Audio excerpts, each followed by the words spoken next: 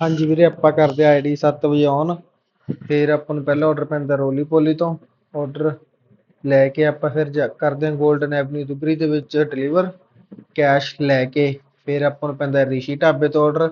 ਜਾ ਕੇ ਦੇਖਦੇ ਹਾਂ ਆਰਡਰ ਮਿਲਦਾ ਆਪਾਂ ਨੂੰ ਰੈਡੀ। ਇੱਦਾਂ ਹੀ ਹਰ ਜਗ੍ਹਾ ਆਰਡਰ ਰੈਡੀ ਮਿਲਣਾ ਚਾਹੀਦਾ, ਕੰਮ ਬਹੁਤ ਵਧੀਆ ਹੋਊਗਾ ਆਪਣਾ।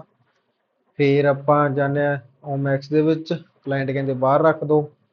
ਆਰਡਰ ਡਿਲੀਵਰ ਕਰਕੇ ਫਿਰ ਆਪਾਂ ਜਾਂਦੇ ਹਾਂ ਜੀ ਰਸਤੇ ਦੇ ਵਿੱਚ, ਪਤਾ ਲੱਗਦਾ ਆਪਾਂ ਨੂੰ ਬਾਈਕ ਦੀ ਆਪਣੀ ਤਾਰ ਖਰਾਬ ਹੋ ਜਾਂਦੀ ਹੈ ਮੀਟਰ ਦੀ।